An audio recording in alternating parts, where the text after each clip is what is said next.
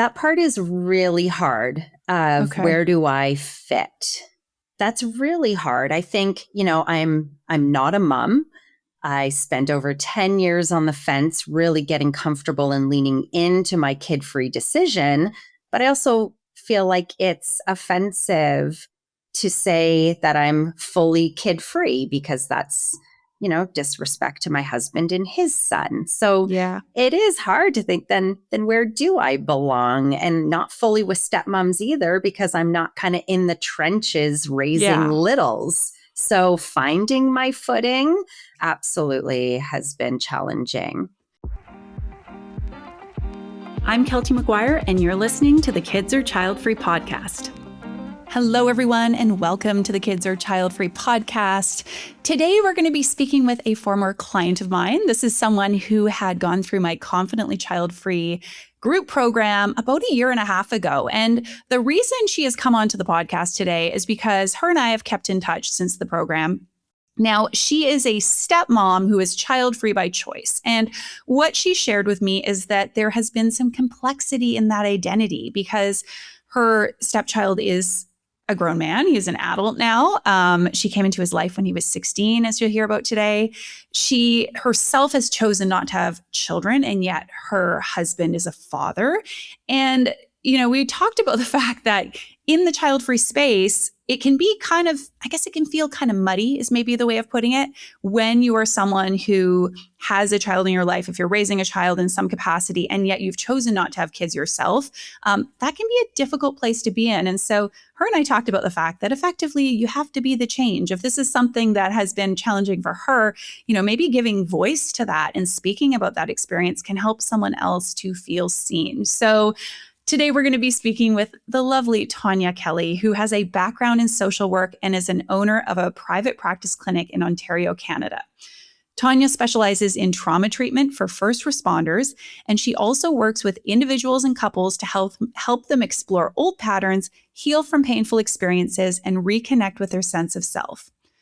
Tonya is deeply committed to her own healing journey and is passionate about cultivating a life that is rooted in inner peace, joy, and purpose. She spent over a decade on the fence about whether or not to have kids, shaped by her own childhood experiences, relationship changes, and learning to trust her inner knowing.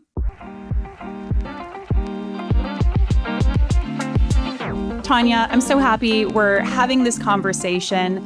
Why don't we, before we get into your story and talk about all the things we're going to discuss today, you just tell us a little bit about yourself?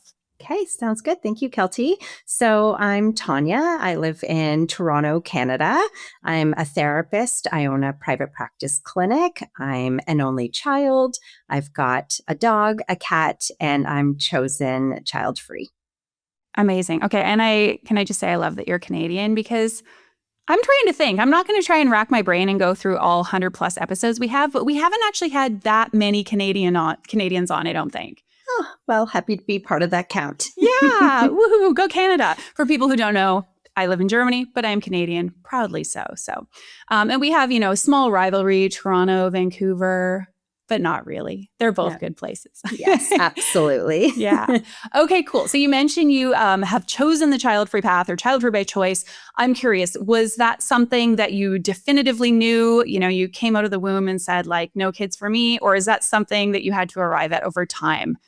Yeah, such an interesting question and hard to summarize in a nutshell. Yeah. I think when I reflect on my journey, there's always been an inner knowing.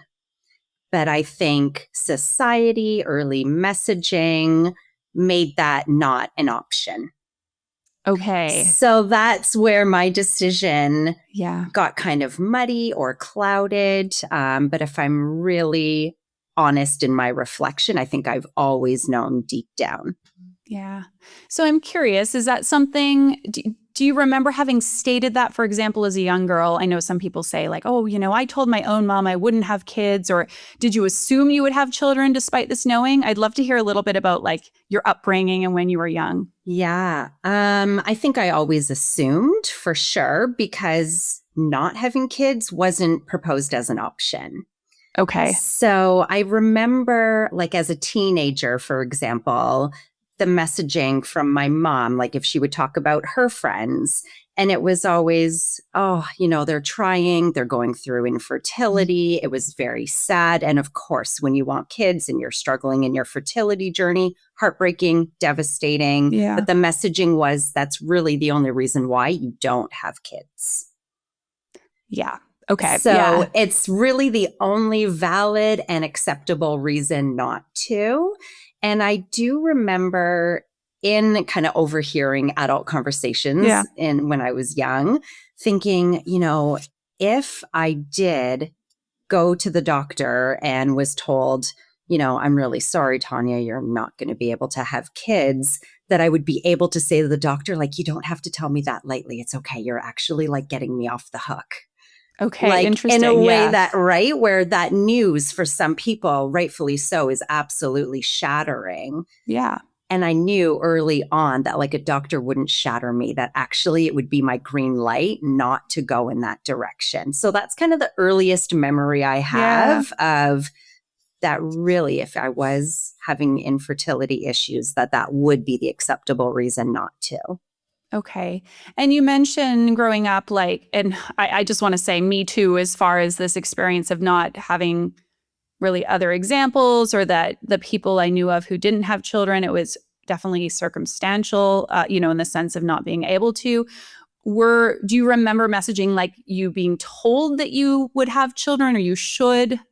Absolutely. Yes. Okay. Oh, Who my said goodness. That? So let's get into mom, it. I'm throwing my mom under the bus here. Okay. Yeah, it was totally the messaging. And I get it too. My mom's generation, you get married, you have kids. That's just what you do. So from no fault of her own, it's just that, that was the messaging she had. That was the messaging I got.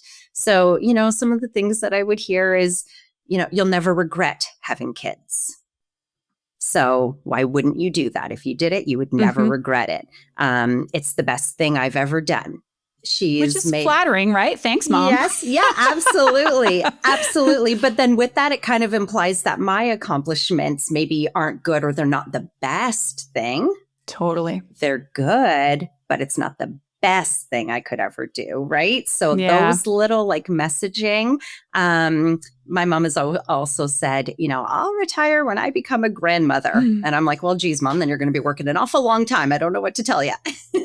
Well, that's funny. So that it was always when, not if. So I think that really complicated my own decision journey, because not only are you going against the grain of society, it was really built into me that you have kids. That's just absolutely what you do. And I will understand when I become a mom.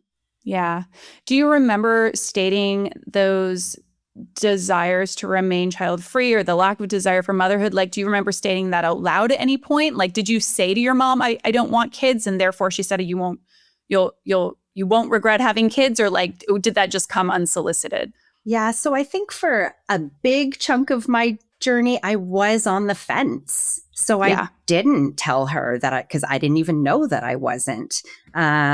It was one of those like, maybe someday. Of course, that's what you do, but not now. Right. So I didn't ever kind of not even early. I would say I grappled with this for about 10 years. So during that 10-year on the fence indecision, I was definitely not telling my mom that I wouldn't do it. I remember she actually bought me it's a t-shirt. So as I said, I'm from Toronto, Leaf fan, as disappointing as that is.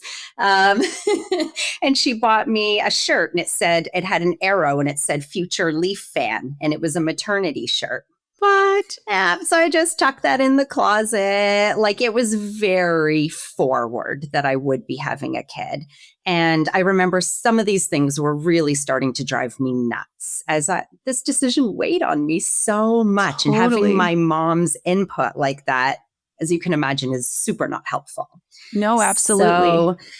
So I remember I had to say to her, Mom, I can't. This is such a hard decision enough as it is. Your messaging is complicating this for me. And so I did have to say, and I said to her, I'm tired. I run a business. I run a private practice. It's super busy. I've finished my university. I just don't know that I have the energy to kind of take on another project, so to speak. When I come home in the evenings, I love that I can kick my feet up. I'm not rushing out the door to hockey practice or soccer practice, right? I can kick my feet up, read a book, pour a glass of wine, sit in silence. I can come and go as I please, all the benefits that come from not having kids.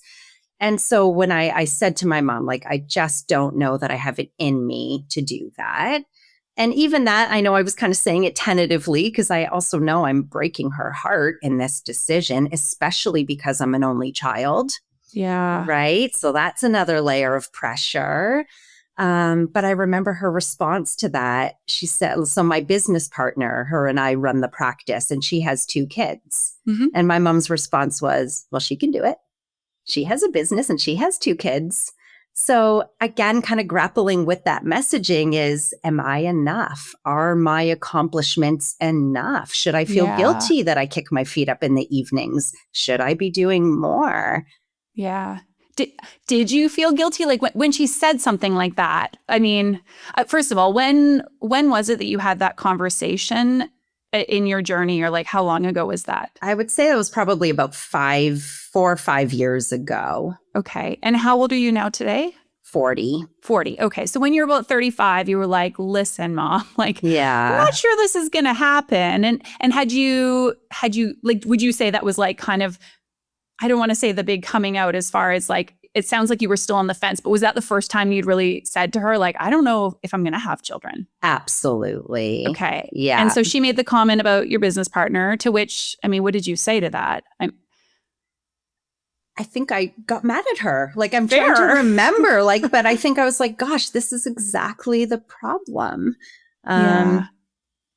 And I do feel like she kind of backed down after that. But these comments, I think, inevitably still, even if they're not direct, I know that she wants nothing more than to be a grandmother. And I know that that's still maybe a pain point, even if she's not as obvious about it. Yeah. I want to hear more about your story, but, you know, both speaking from your own experience and of course with your background and experience as a therapist, what would you say to someone who's dealing with similar challenges, both, and I mean, there's quite a few different things going on there, but let's just look, for example, at comments from family members, especially call it like the parents, in-laws, because a lot of people say they get inquiries about that, and there's a lot of guilt tied up in that. So, I mean, do you think people should initiate and have conversations, or do you think it depends? And like, if so, how would you go about doing that? I think when you're secure and confident in where you're landing, it's much easier to be firm in your responses. True. So I think there's a lot of inner work to be done there. Like, it makes sense to me that while I was on the fence for 10 years, my mom was not the person that I was having those conversations with. Yeah. And it wasn't until I got more confident in my choice that I could then navigate those. And even for clients that I work with, if they're, you know, feeling guilty about ramifications or how that's going to impact somebody, I use tattoos as an example, because I think when you want to get a tattoo and you feel strongly about it, do you care that other people are like, oh, that's not a nice tattoo, I would never get that on my body, or right? Yeah. When you get a tattoo, you make a decision because it's your body and you do what you want with it. Mm-hmm. So when you're firm in your decision, it doesn't actually matter what other people's opinions are. But if you're on the fence and you're a bit more wishy-washy about it, it kind of leaves more room to poke holes in your argument. And but what about this? But you'd be a great mom and you may regret it when you're older, and, you know, all of those things. I agree. And I know that's something you and I have talked about, like how like the more firm we become, the easier it is to address other people and or to like just not care as much. I mean, I'm not saying it still can't be painful. And of course, you know, if you feel like you don't have the support from a loved one and or you feel that guilt that you're not, I hate this idea of like us like giving something to them, like here is a child I give you. But if we're not doing that, it can be really tough. But to go back to, you know, if you're on the fence, if you're unsure, I'm curious, when she made comments when you weren't sure, like how did you address those? Did you shut them down? Did you just try and ignore them? Because I think that's hard to get into that sort of like back and forth dance, right? When you're not certain, like you say. Yeah, I think I just always pushed it off. So I really love traveling. And so I think I was able to, for myself as well, kind of push this off. Like, I've got a huge trip coming up. So now's not the time to get pregnant. I want to be able to drink and enjoy myself. So maybe after vacation. Like, I just think there was always reasons that I could, like, again, kind of stick to that maybe someday, but not right now. Like, again, being a little bit more wishy-washy about it. But then when I did think about, when we talk about reasons and the influences of other people, thinking, gosh, I know my mom wants to be a grandmother, and that does mean that I would have a lot of help. So I also had to kind of think in my own mind, but what if, God forbid, something happened to my mom and that help that I'm relying on goes away? Do I still want this for myself? Good question to ask. Yeah. Right. So that helped me too when I was really thinking about the influence of my mom. Yeah. Yeah, absolutely. Kind of, I know it's hard because our desires, as I've often talked about, are shaped by our circumstances and the people in our lives. But I think we do need to make sure there's like enough drive and desire within ourselves. This is also a hard one for people to think about, but like the notion of single parenthood, to be like, if something happened to my partner, whether they're no longer in the picture because they've left, which no one likes to think can happen. But of course, especially if you're married to a man, there's more likelihood of that, right? We see that more commonly, without throwing our dear male listeners under the bus. But if someone was to pass away, right? It's like, and a lot of people say I would never want to be a single parent. I'm not saying you're like jumping up and down excited to do that if you've had a child with a partner. But if the reason you say I wouldn't want to do that is because you personally don't want to have a child, right? Like, it's like, well, I want to have a child because they want to have a child. But if they weren't in the picture, like, absolutely hell no. Yeah. It gets complicated. I mean, we're kind of going down like a whole other path now. Rewind. This is a topic for another day. But yeah, I think it's just good to check in and like play these little sort of imaginary games, if you will, to check in with ourselves, right? Yeah. And I also feel like my parents, as I mentioned earlier, like they had me because that's just what you do. You get married and you have a kid, and their marriage didn't last. My dad did leave when I was a baby. So I was raised by a single mom. Yes. So firsthand, like that is a possibility. That's a possibility. Yeah. And I feel like because they didn't think it through, they just did it because that's what you do. I don't actually think they were well equipped to be parents. Yeah. They didn't think about it. They just, right? So I actually think I overcompensated and thought about every single minutia you could about becoming a parent, almost overcompensating for the fact that my parents didn't give it an ounce of thought. Yeah. I think a lot of people listening can probably relate to that, right? And it's hard to know what's that balance, because as we talk about, like, it's good to be intentional with this choice and to want to make a conscious decision, but you can explore this decision to death. So absolutely. Okay. So I understand you're married today. Yes. And I want to ask you about your partner's feelings on this decision. Were there discussions like because you mentioned 5 years ago, it sounds like then, like, when would you say you finalize this decision not to have kids? Yeah, I actually think it might be helpful if I go a little bit further back for just a little bit more context of how and where us as a couple have landed on where we're at. Yeah. So when I was married in my 20s, because that relationship was so unhealthy, I really wasn't able to truly tease apart, do I not want to have kids, or do I just know that this is not the relationship you do it in? Okay. It was so hard to tease that apart. And it was also confusing because, I mean, as much as my mom wanted to be a grandmother, it was also drilled into me that you don't do that until you're married. Okay. So now I'm married, I'm allowed to, but this isn't feeling right. Interesting. Now, your partner at the time, your husband, was there pressure? Like, was this something that they wanted and you were like, oh, I don't. So how did you navigate that? I mean, to the extent that you're comfortable or able to share. Yeah, so he did want kids. And this was kind of a point of contention between us. But because our relationship was so rocky, he was willing to have kids anyways.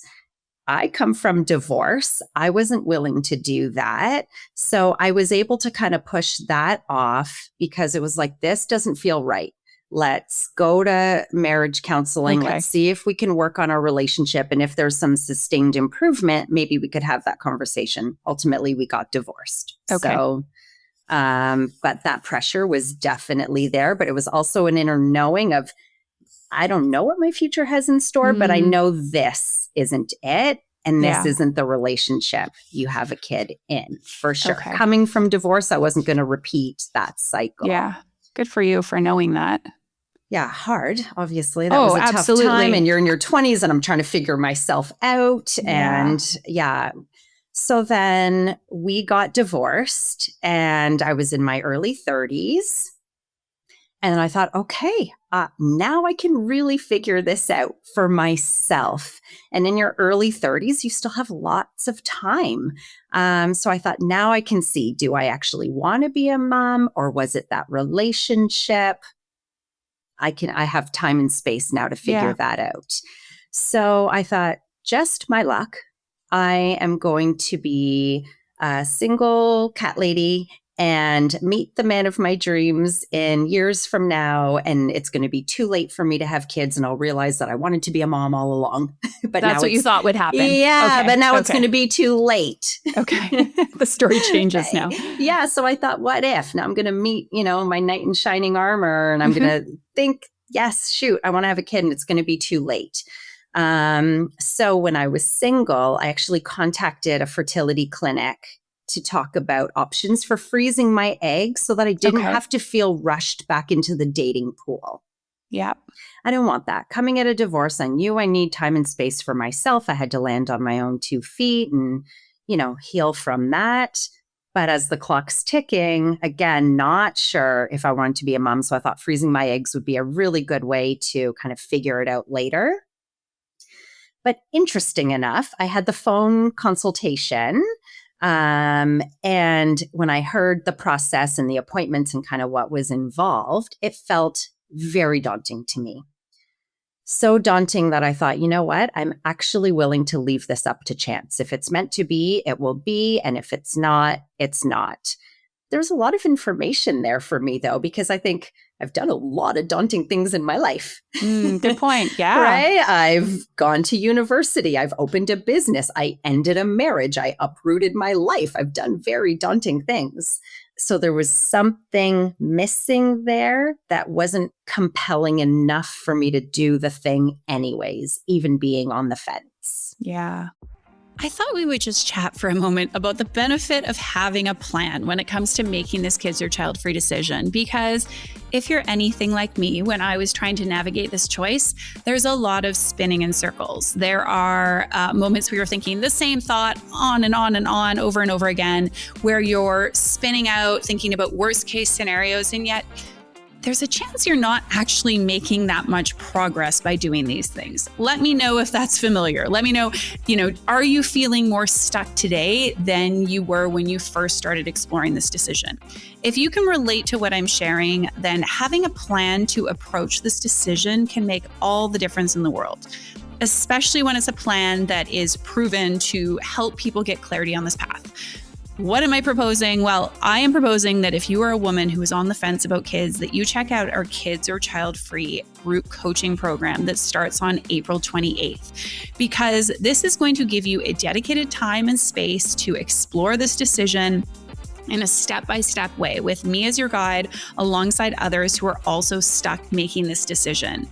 What I hear from my clients who've gone through this program is it is so nice to finally not have this decision seeping over into every waking moment of your life, but to know I have a plan. I'm going to be showing up to the call this week. We're going to be talking about fears or decision making or the beliefs that I hold about being a mom or being child-free. And that through this process, again, a process that has been designed to help you get clarity on this decision, you will gently, step by step, find yourself moving closer one way or another so that you can finally make the choice that's right for you. If that sounds compelling, if you're tired of spinning in circles, of ruminating, of thinking the same things over and over again, and also feeling really lost on your path in this journey, then I want to invite you to join us again for the upcoming session of my Kids Are Child-Free group program. This is a 3-month group program where I will serve as your guide in this process, where you'll be alongside a like-minded group of women who know what it's like to be stuck, to be on the fence, and together I'll help you, all of you, to come to a decision that feels right and best for you. I will include the details in the show notes of today's episode. You can also find them under the Work With Me tab at kidsorchildfree.com. That's a really interesting insight. And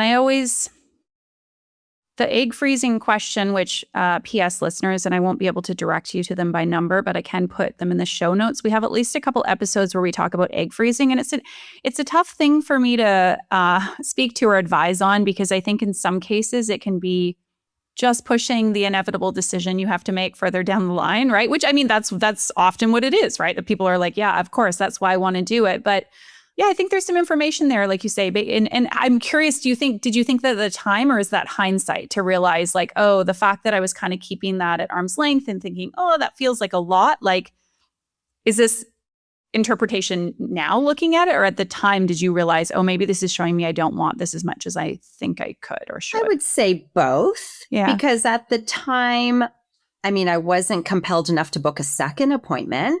Mm-hmm. And I was willing to leave it up to chance there. And I think what helped me with that is I love my life as it is. So even if it stayed this way, I'll live a very good life. And if I happen to meet somebody and there's still time, okay, I could explore that. And if I meet somebody and it's too late, I'll also be okay. Like I do think even at that point, but even more so now, really embraced that it's okay. I will leave it up to fate and I can be okay either way. Yeah. I find it so interesting how all these different things you're saying can be true. And I think it's confusing for someone in the thick of it to be like, I never wanted this. Like, I never wanted to have a child. I am considering having a child. I'm thinking maybe I do want this, then like I'll leave it up to fate, but I don't actually know if I even want that to leave it up to fate. Like there's like just so many different layers, right? And it's exactly that fate part actually was confusing for me because I don't leave anything up to chance. Okay, interesting. Tell me more. Like I'm an overthinker. I'm a planner. I don't just roll the dice. I make calculated, well-informed decisions, you know, maybe to my detriment, overthinking every aspect of every facet of my life. So, I mean, when I say roll the dice, I don't mean roll the dice in terms of contraceptives. Yeah. I've never done that. It's more roll the dice of, I don't know where my life is going to take me. And I'm open to both possibilities, but not that I've ever been in the place of, I'm willing to try and see what happens. Yeah. And good clarification, because that roll the dice can mean different things for people, different people. So, okay. So, did you end up being a single cat lady forever then? No. Okay. Tell me about meeting your husband today. And how soon after this fertility conversation with the clinic did this happen? Probably about a year and a half. Okay. So I am trying to think when I met my husband. I'm 40 now. We've been together 6 years. So I was about 34 when we met.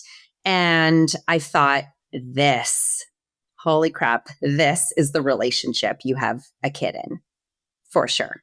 Amazing. Okay. And I was young enough to do that. Right. So that did kind of enter in my head and we talked about it. At the time, he had a 16-year-old. He was open to having more, but also with a 16-year-old, it wasn't at the top of his list. Okay. Because so much time had passed since having a child, do you think? Yeah, and just kind of going back to the early stage, all the, what lifestyle is like raising a little. And, he was involved in the coaching hockey and early Saturday morning practices and kind of that whole phase was behind him at that point. Yeah. So we talked about it, but then also as life was unfolding, we loved our lives together. We start booking trips. We're loving our lives. And then before we got married, we kind of had a more serious conversation about it. And he said, I don't think it's for me.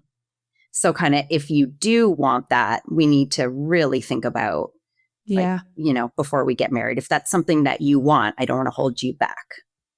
Were you upset when he said that, or how did you respond? Yeah, it was actually a no-brainer for me because I couldn't fathom my life without him.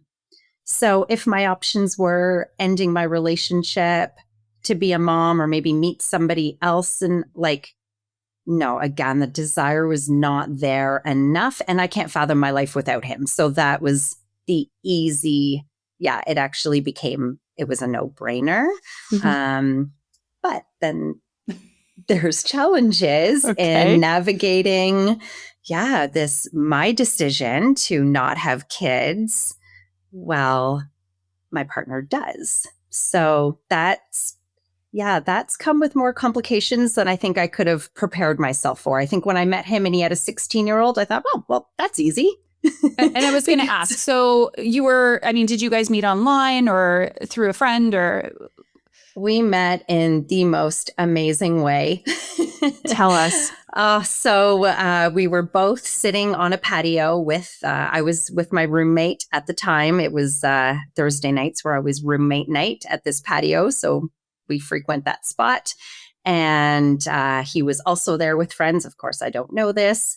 So we're sitting on the patio and there was a possum under our table and I'm in flip-flops. Yeah, it was disgusting. So I love how you say it's disgusting. For me, I've never seen a possum. I'm like, oh my God, so cute. No, they can be kind of vicious though, right? It was like rat-like and I was in flip-flops and it was under the table. So I 5-alarm freak out. I jump out of my seat as he's leaving the restaurant. I practically climbed on his shoulders.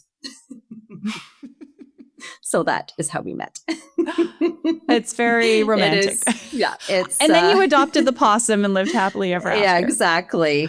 Oh, it was such a all-stars aligned. Aww. Yeah. That's so cool. Okay, so part of the reason I asked about, meeting on the app. So P.S., I met my husband the old-fashioned way. There was no possum involved, but there was a pool table and him dancing with his pool cue. A story for another day. They weren't tangoing or anything. It was very. I always say he had and still has moves for a skinny white guy. Like he's a good dancer. It's something we really enjoyed together. Anyways, I digress. Love that. Yeah. I shouldn't call him skinny, slender, but he's just unassuming. You look at him and you're like, okay, tall, kind of cute German guy. Mm-hmm. He's got moves by the pool table. Nobody else is dancing. So naturally I had to say something. Fun. And I picked him up, as one does. Ladies, don't be shy. Get out there. Okay, so the reason I ask is because, when people are online dating, it's we can say things like open to someone with children. Right. Or I have a girlfriend who's child-free by choice. Who's like, I don't want to date a dad. It's not where I see my lifestyle being with having, especially if a little one, right? If they've got young children. Okay, but for you found out he's got a 16-year-old. You were like, cool. And so tell me what your feelings were. And then what are some of those sort of challenges or complications that it brought up? Yeah, so I would have absolutely, before meeting him, said I wouldn't date somebody with kids, which actually I always found interesting because I actually have step parents on both sides. Okay. My parents both remarried, and so step families are not foreign to me. Yeah. Yet I didn't want that for myself. In really thinking, if I date again, I wouldn't want somebody with kids. Then lo and behold, I met my husband.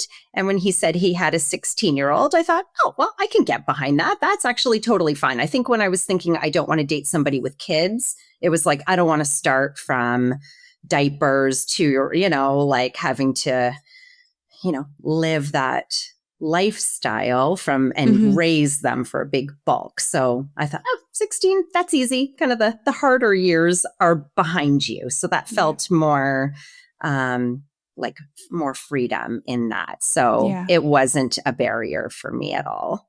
Okay. What was the custody arrangement at that time? I'm guessing now he's a grown man who may or may not be living at home. But, but when he was 16, was he 16 kind of coming and going as he chose. Okay. So not any kind of a structured, not every other weekend. It was just, 16, has his own phone, message, call dad when he wants to come over and figure that out, but not any kind of a set schedule. Okay. So he was around, but it sounds like he wasn't then necessarily in the home every day. No. Okay. And so first of all, you coming into a child's life at him being 16, like, were you like, okay, I'm going to be a stepmom, like, or was it more like, I'm Tonya? Like, I'm curious your relationship with this term. And I ask because I have a good friend who has 2 grown stepchildren, and she's like, I don't even really think of them in that way because I came into their life. In this case, I think they were actually in their 20s. So she's like, but I'm curious for you, do you identify with that?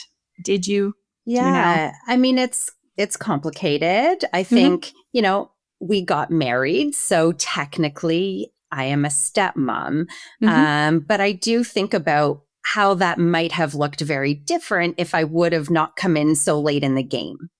Okay. Because other stepmoms, and even in like online communities, are really talking about stepmoms in terms of, trade-offs, seeing the ex at the soccer practice, going to parent-teacher interviews. Like, that is all a huge part of life that I'm late in the game too. So I didn't have that same sort of a role. So I feel like I have the title, but I haven't had the role.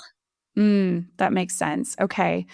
I'm interested, you mentioned, for example, online forums or groups, or the way people talk about being a stepmom. Like, I'm guessing, and I don't want to put words in your mouth, but like, it must kind of feel like I'm that, but I'm not that. Like, has that been interesting or hard? That part is really hard of where do I fit? That's really hard. I think, I'm not a mom. I spent over 10 years on the fence, really getting comfortable and leaning into my kid-free decision. But I also feel like it's offensive to say that I'm fully kid-free, because that's, disrespect to my husband and his son. So it is hard to think then where do I belong? And not fully with stepmoms either, because I'm not kind of in the trenches raising littles. So finding my footing absolutely has been challenging. Yeah. And I mean, specifically then this identity of like, first of all, would you describe yourself as child-free or child-free by choice when meeting someone if they ask, or like, how do you articulate that to someone? Or does that also feel complicated? Yeah, I feel like people ask us if we have kids, and I will say my husband has a son. That just kind of naturally rolls off. Sometimes I've heard my husband say, "Oh, our son," or "we have a son." Yeah, it's interesting because, again, I feel like I've got the title, but I haven't built that history and the foundation to also really feel like my parental role is maybe as valid. Yeah. Okay. And then I, unfortunately hate to have seen or heard anecdotes like this, but sometimes amongst, and I hate to say like broad strokes, the child-free community, because that's kind of like being like the parent community. It's like that encompasses all kinds of different people. But we've talked about on the podcast, this sort of idea of gatekeeping, where it's like, you're only allowed to call yourself child-free, A, if you've chosen it, B, if there's definitely, you're not raising or helping raise anyone else's kids, you're not a step parent, you're not fostering. Like, there can be all these stipulations, and P.S., we don't subscribe to any of that nonsense here. But I'm wondering, like, have you ever felt like, or even seen this sort of rhetoric, for example, online or in forums of like I've heard the kind of attitude of, it doesn't count then. You're not really child-free, Tonya, because you have a stepchild. So have you encountered that, or tell me, please, you haven't encountered that? Yes, I have. I have. And Tell us about it. Yeah, I just think that does make it harder. It really does, especially, grappling with my own feelings or sadness or, wistfulness as it comes up, then kind of really finding my belonging. Yeah. Right? Like, Mother's Day. Am I acknowledged? Am I not? I don't know. I'm not a mom, but I'm also, there is like he's an adult, but there is like a child still in our lives, like with my husband still being a dad, and they're always going to be your kids no matter how old they are. Right. Yeah. So, but I have heard comments like that for sure. But you've got a stepson. But yes, but he's grown, and that's complicated. Yeah. Right. Again, and it's complicated because it is so hard, because I think which would have been easier. Maybe actually it would have been easier if I came into the picture when he was 2, and then I could have had those foundational years to really build that relationship and be that parental role. Yeah. But then that would have come with its own hardships. So I'm not sure if it would have been harder or easier to come into the game earlier than I did. Okay.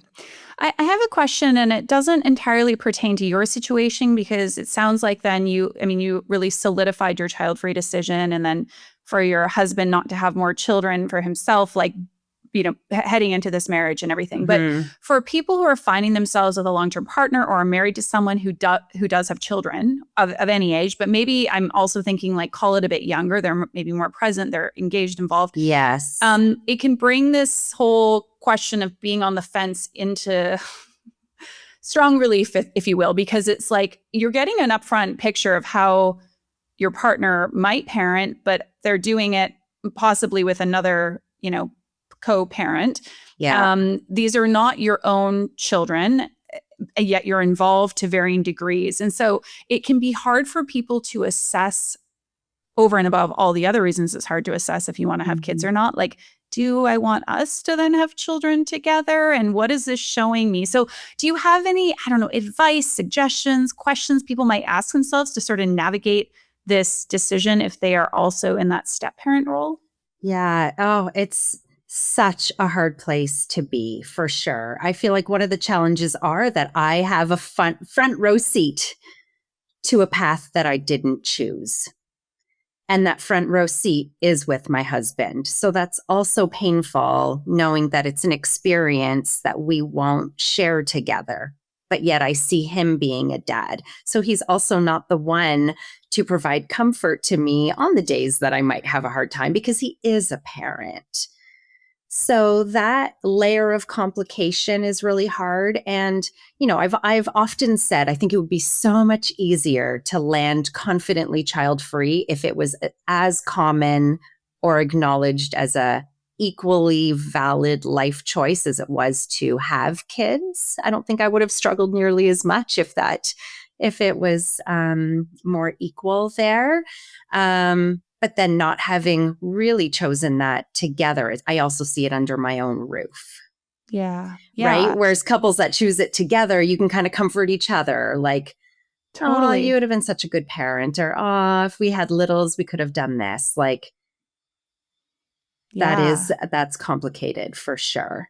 I also see the perks of having a kid. Like, it's my husband that gets the call when, hey, Dad, I caught a fish. Look at this. Or, oh, I got my first job. Like, I'm also seeing those moments. I'm not getting those calls. I'm not the parent. So I also watch it under my own roof. So, yeah, it definitely sounds complicated. And especially, I think it's women in heterosexual relationships still can often feel alienated in the sense of, like, you don't get the pressure in the same way that I do, or you don't know the sense of maybe like societal alienation or whatever else it may be. And yet, like you say, I would still say the majority of people who are choosing or even circumstantially on this child-free path or life without kids, it's shared with your life partner. And so to feel like he's having something that you're not, for better, worse, or in between, it must be hard. What have you done, or how have you navigated that? How are you navigating that? Yeah, so I think it's helpful, and to kind of answer your other question too about other maybe step parents that are in this position and find that that's a kind of a sore spot. I think always leaning into gratitude helps, right? So we don't share a kid together, and that is an experience that he's had with somebody else, and that's painful. But we also get to live the life that we do because we don't have kids together. So I would say, regardless of where you are in your step-parent journey, depending on how old the kids are, when there is another co-parent involved, there are times that you are kid-free. Yeah. And if you have your own kid together, that part goes away. True. Yeah. So then you're going to have a kid around the clock unless you get a babysitter, not just, split access or whatever the scheduling looks like. So I do think if you have a kid together, it does change your life in different ways than having a kid kind of with shared access. Totally. something that came up with a client of mine recently is sort of this idea, and this person in particular, they're on the fence and their partner has older children. But this idea of like, if we have a child together, like that it can be easy to feel like an outsider in these other relationships, right? Like that and I'm curious, maybe how much that has to do with how your partner makes you feel, and maybe this is too personal to ask, but like, have you ever felt like the plus one to their duo, your husband and his son? Or do you feel like, let me finish answering my question sort of, or sharing this situation, and then maybe you can speak to it in the ways that you feel able to. Part of the compelling drive for her to think about having a child with her partner is the fact that like they're creating something together. Whereas right now it's kind of like he's, got this family unit with his ex to a degree, right? They have got a good co-parenting relationship, and then they have children.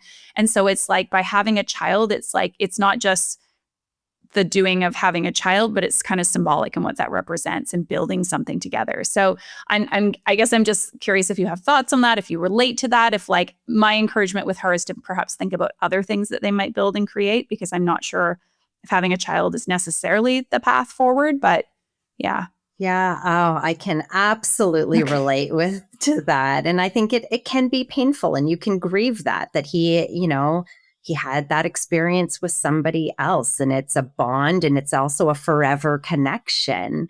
So that is difficult for sure. Yeah. But I do think when I think about like, parents who look forward to date nights, or parents that are like, oh, okay, the kids are with the grandparents this weekend, so we can go. And, I think, but we get to live that lifestyle every day. We can have date night on a Tuesday, and we don't have to arrange for babysitting. And so we get experiences far easier because we don't have kids. I think, like, not to say that, of course, you can't travel or have date nights if you have kids, but we just don't have to navigate any kind of restrictions or restraint to our life. And I think those are experiences that are valid and special for us. And I think getting our dog helped. We got a puppy. Okay. Yeah. Tell us about that. Yeah. So I think that helped too, because that does feel like ours. It feels like we put a lot of work into training him, and kind of, that does, I think, solidify our own little family unit here for sure. Yeah. Cool. Yeah. I think I had a similar feeling with Chris. Now, granted, Chris doesn't, to my knowledge, have children, but for us, getting a dog, which I've talked about in other episodes, like it did create a greater sense of family for me, and us like doing something together. And of course, there's other things we've done and that you can do, but by all means, this is not saying get an animal if you don't want to, because it's a big undertaking. But if you're considering it, that could be something really like beautiful to kind of pour into as a couple. So yeah, absolutely. I'm interested you've shared a fair bit about the journey, but like, is there anything else that you sort of did to make peace with your child-free decision, or to like solidify and maybe work through residual doubts that you had? Because you mentioned like it still is challenging to embody this decision that is not necessarily the most, revered, if you will. Yeah, absolutely. So a few things that I have found very helpful. One is really focusing on the only thing I can be absolutely sure of is what I want right now, today. And when I'm able to really focus on the here and now, and literally I ask myself that, wake up in the morning, do I want a kid today? And I think, no, actually, I'm just going to go downstairs. I'm going to make myself a nice cup of tea, and I don't have to rush the kids off to the school bus and, argue about putting on snow pants and getting your boots and your mitts. And I think, nope, today I'm very happy to have my tea in peace. So I feel like asking yourself that question every day to really hone in on, do you want that today? And so when I was on the fence, I actually, being an overthinker and wanting to kind of track some data, I thought, how many days of the year is that answer a yes? So I did that for a full calendar year. I literally tracked on a calendar how many days I woke up, and that answer was yes. Can I guess? Yes, please do. I want to say like 0 or maybe 1 or 2. But that's just speculation. Okay, interesting. Well, I was very interested by my data as well because it was actually 7. Okay, 7's still not very many. No, so I am no mathematician, but 7 days a year actually equates to 2% of the time, or 1 day in every 50 days. I can handle that. Yeah, I'm interested. I can handle that. Yeah. Are you open to sharing maybe if you remember 1 or 2 of the days that, like, was there anything in particular? Because I'm thinking the reason I said 1 or 2 is like maybe some people say Christmas, for example, can be hard. Oh, that'd be nice to have a child. Or was there particular moments or days that felt more acute to you, do you think? Absolutely. Christmas is definitely, that would have been my 1 of 7 for sure. Okay. 1 of 7. Maybe Dave laugh. Like those 7 can feel heavy, right? But it's like, it's such a good exercise. But P.S., like a lot of people on the fence are like, no, it's like every other day. Okay, you're still definitely vacillating, right? But absolutely. If you get to a point where you're like, pretty much never I want it, well, 7. That did help me lean more confidently. Okay, 7 days of the year I can feel sad or wistful or wonder. Okay, 7 out of 365 days, I got this. Yeah. So the other days were, and this again, I think is complicated by my husband having a kid. Mother's Day is hard. He would always wish his ex a happy Mother's Day. Lovely. Same is true for him on Father's Day. But I didn't make him a father and he didn't make me a mother. Again, it's that experience that we didn't share together. So Father's Day and Mother's Day can really highlight we don't have that together. And that can be, just bring up those feelings of sadness or grief that that's not going to be an experience we share together and that those days are hard. And then I would say the other days in the year that equaled up to 7 were probably those moments that I watched him being a dad, wondering what that would be like if we had our own, just wistful, seeing those moments, seeing their bond, feeling like we don't have that together. Yeah. That's my 7. Okay. What was something else you did to find confidence or make peace with this choice? So practicing gratitude. So we don't get that experience together, but we do get so much. I do feel like I live a very full life. Last night, for example, on a whim, we met friends for dinner because we can. On a whim.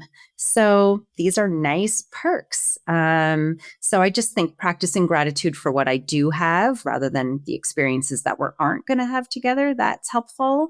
I also think reviewing some notes or takeaways or like quotes that I've gathered over the years, reviewing some of that can be really helpful as reminders. This is why this choice feels right for me.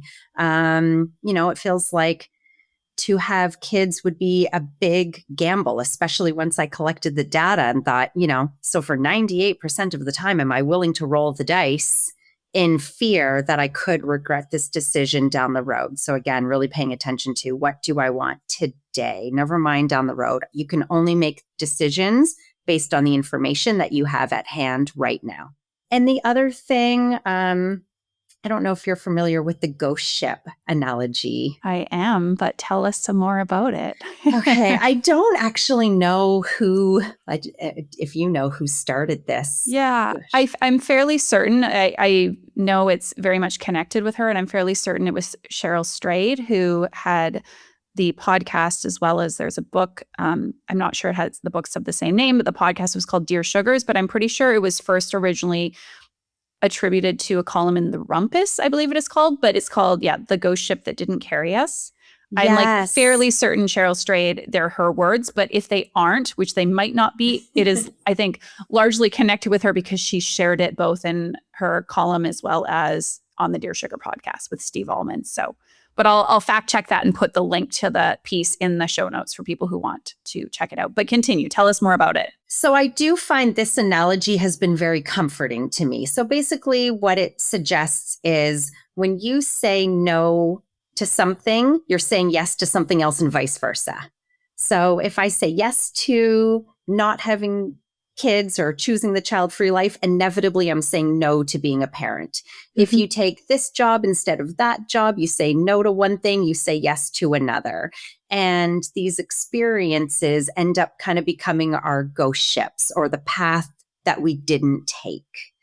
And so when you can be reminded of the choice that you didn't choose for whatever reason, whether it's, as I said, a job, ending a relationship, kids or no kids, sometimes these ghost ships kind of play bumper cars with you. And sometimes these moments come up with some, painful emotions, and I can acknowledge, okay, there's the ghost ship. And I can salute it, I can wave, but I can be very happy with the ship that I'm on. Yeah.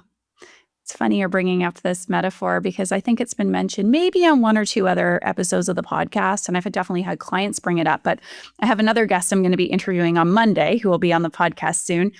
People will hear this reference because she shared in her intake form that she wants to talk about the ghost ship that didn't carry her, but she is a mother. So, it's like this line of thinking applies no matter what we choose, is that there's always going to be these sort of imaginary parallel lives or lives we didn't live. And I think we can pay sort of respect to that. And sometimes there's grief accompanying that. But all of us are, we all have ghost ships. Yeah, and it does apply both ways, because I've also thought when I was on the fence, I also envisioned myself being a mom and missing the freedoms of kid-free life. I actually could envision that.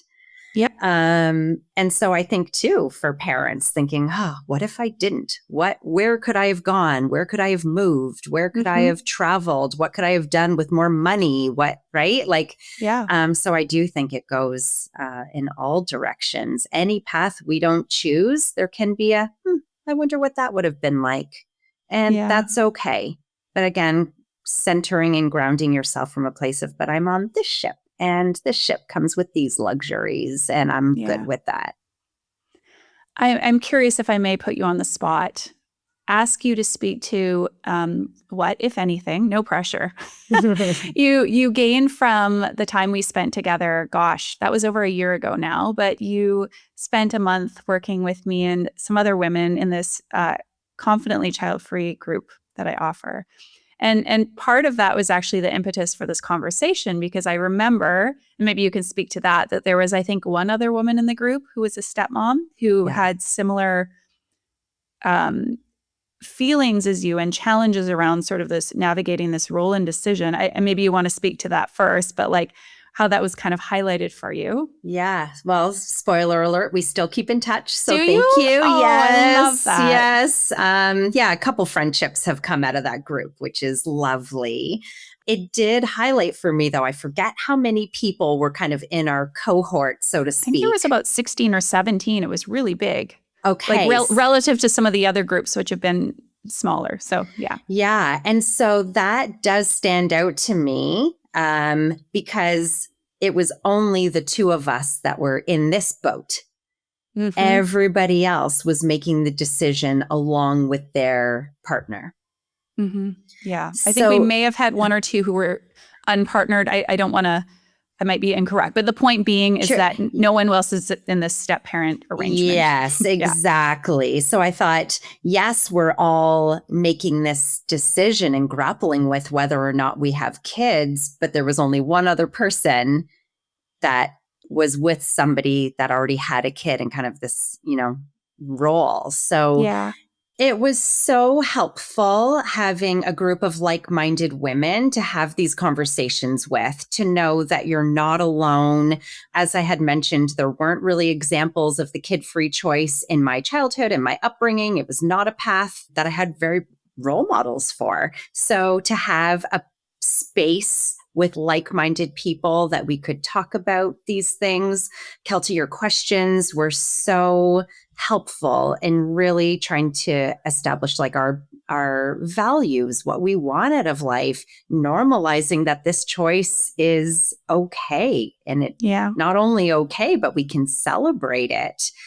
So that part was very helpful. And as I had mentioned, kind of reviewing notes or key takeaways, my notes from that workshop are part of that toolkit that I use if I am feeling sad around Christmas or Mother's Day. Then I pull that out, and I forget what it's called, the like the kid-free, like it's like the wind sheet. It's these are what do we call it? Oh my gosh. What did we call that? I have to rack my brain for that. But basically like these things we celebrate about our child-free decision. Continue. Yeah. So in those moments, I'm the hype sheet. We called it the child-free hype sheet. Yes, thank you. The hype sheet. So on those one of 7 days that I might be struggling, I pull out the hype sheet and I'm like, okay, yes, remember, this is what you get because you didn't choose that path. So having those reminders, knowing I'm not alone, having the conversation with like-minded people, really normalizing that this path is not only okay, but we have every right to celebrate it just as much and really normalize that. These are conversations that just were not available to me previously because most people I know are moms. So it was really nice connecting and having these conversations with people also in my boat. I did feel for the longest time that I was the only one on the fence. Yeah. And the only one on earth. There's many people on the fence. So that was comforting. Well, and I think worth pointing out, because people listening, depending how close of attention they've been paying, they might be like, well, hold on. Like Tonya has been with her husband, I think you said 6 years, and you took the program like a year and a half ago or so. But you mentioned also having solidified your decision, like when the two of you married. And so I just want to drive home the point that it takes time. I mean, disagree with me, but like to really like feel confident in and embody this decision, which is why I have a program called Confidently Child-Free. Exactly. I feel like on some level I was making that choice, but not all that confidently. I was still feeling a bit wobbly. And I think your advertisement just really spoke to me. Like, are you pretty sure you're not having kids, but still might have feelings of questioning or doubt or grief or sadness? Again, doesn't mean you're making the wrong choice. Yeah. I also had to think about that. I had all of those feelings when I ended my marriage, but it was absolutely the right thing to do. Yeah. But I grieved. I was sad. All of those painful emotions, and it was the right thing to do. So I've had to use that too in my kid-free choice. And it does take time to really lean into that decision. Big life decisions are often hard. So I'm glad that you mentioned that. And that's, for people to look at their own life of a decision they've made that was ultimately the right choice for them, but that maybe didn't feel amazing at the time or had difficult emotions that accompanied it. That's, I think, also a good reminder for us to have sort of in our back pocket. So. Yeah, absolutely. That painful emotions doesn't mean you're doing the wrong thing. And actually reaching out to be in this podcast, I was looking for some resources because I just feel like it is such a small cohort that can feel very lonely because I think, people are, either in a couple and have jointly decided, or they're single, figuring this out on their own, or they're maybe a step parent, but are going to have kids with their partner. And that changes things too. Yeah. So I just felt like it was such a small little cohort that can feel really lonely. Like I'm the only person in the world with this experience, and looking for resources for things that could be comforting or helpful or reassuring. And now here I am on your podcast hoping to be that for somebody else. Well, and that's sort of what you and I talked about is like, sometimes we have to be the change, right? And I first of all, I'm sure there are people listening, whether you're on the fence, whether you're leaning child-free, whether you've affirmatively made that choice, if you're a stepmom, step parent, depending, however much you sort of ascribe to that role or term, to know you're not alone. And hopefully you feel resonance in what Tonya's been sharing with us. But also you've said that if anyone wants to reach out just to kind of like connect on this, absolutely. They should do so. Yeah, I'd be so happy to. I think one of the challenges as well in this role, and also being on this podcast, kind of really encapsulates the role of being a step parent, where you have to really question, what can I say? What can't I say? What's too much? What's overstepping? Where's my place? And so that is kind of a reality that I don't know that, unless you're in this role, you fully understand how hard it is to navigate that. And I think like being on the podcast kind of brought some of that up. What can I say? What's overstepping? What's not? And it's a really challenging part in this role. So if anyone listening can get any comfort, I see you. I feel you. It's challenging. Thank you. Is there anything else we haven't talked about today that you want to touch on, or any advice for anyone who's on the fence about kids, specifically if they're, maybe in that step parent role? Yeah, I think ultimately, even if your partner has kids, you still need to make the decision that feels right for you personally and individually. So again, while I see my husband in his role as a father, that might bring up the ghost ship bump from time to time, but ultimately do choose our lives, the freedom and the luxury that we have.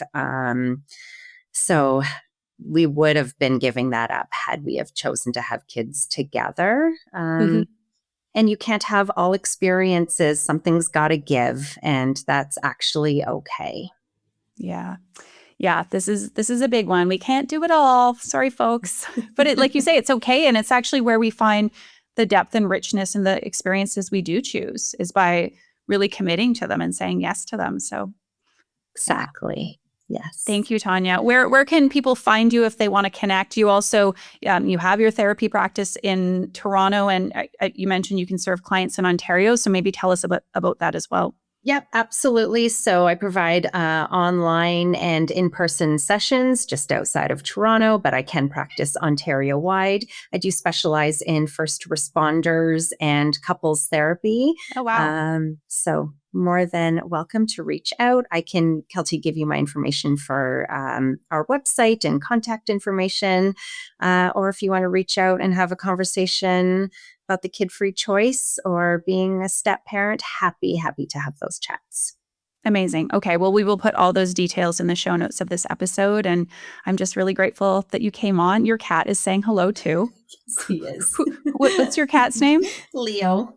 Leo says hi. I love it. He's like, we're done. Oh my cameo. Gosh. For YouTube. Okay. If you're listening on Spotify, you're just going to miss how handsome Leo is. But he's like, I'm done. I think it's been an hour. Let's stop recording. Yeah. Thank you so much again for joining me today. And thank you everyone for listening.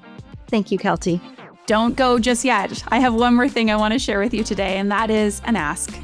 If you are enjoying the podcast and you have not already left us a rating and a review on your favorite podcast app, you can give us a star rating on the Spotify app. If you listen in the Apple Podcast app, you can leave a rating as well as a review, i.e. share a few kind words about this podcast and how it's impacted you. This goes a really long way in helping our podcast get discovered by other listeners, prospective, or I should say fence sitters who need some help with their decision. It'll just take you a quick moment, and it truly does go a long way. So again, rating, review, make sure as well that you're subscribed to the podcast so you always get future episode updates. And otherwise, I wish you a beautiful rest of your day.